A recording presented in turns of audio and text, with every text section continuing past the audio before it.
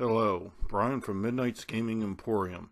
I'm going to talk to you about me growing up during the original age of the arcade and going into the first home console age with Pong and the Atari 2600. Pong at the time was the only home video game you had. Two rectangles, aka rackets, hitting a small square, aka balls, back and forth on screen. While fun at the time, it got boring quickly because in truth it never actually changed. The arcade boom. Asteroids, Space Invaders, Missile Command, Pac-Man. This is where everything changed. Almost everything on the screen moved and had color.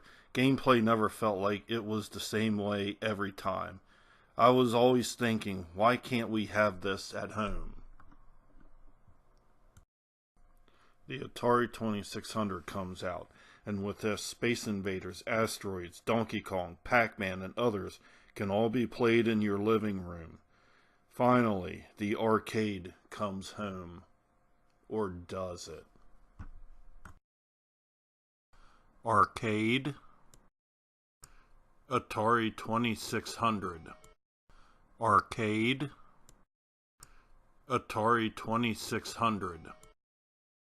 Arcade, Atari 2600. And what the hell is that brown thing supposed to be? Now comes the Nintendo Entertainment System. Will this change anything? Arcade, NES. Arcade, NES. After that failed, Sega introduced the world's first 16-bit home console, the Sega Genesis, based off of their System 16 arcade board. Let's see if anything changes. Arcade, Sega Genesis. Arcade, Sega Genesis. While it improved, it still wasn't the same as the arcade. Let's see how the Super Nintendo holds up. Arcade, Super Nintendo. Arcade, Super Nintendo. Again, it was close, but still not the same as the arcade. Everything gets stripped down when it comes home. Why can't I just play my favorite arcade games at home without anything being changed?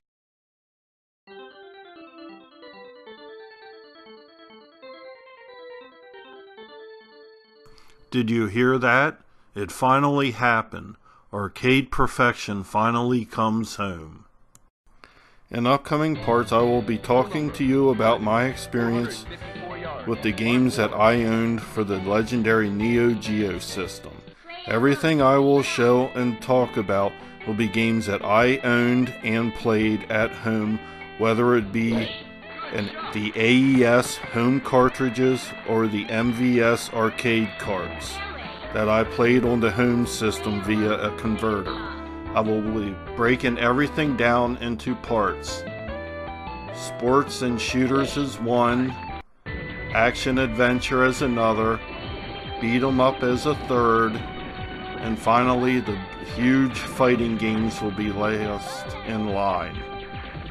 I will be uploading everything Tuesday starting next week, one part at a time. I hope everyone enjoys this as much as I did making it. Midnight's Gaming Emporium, signing out.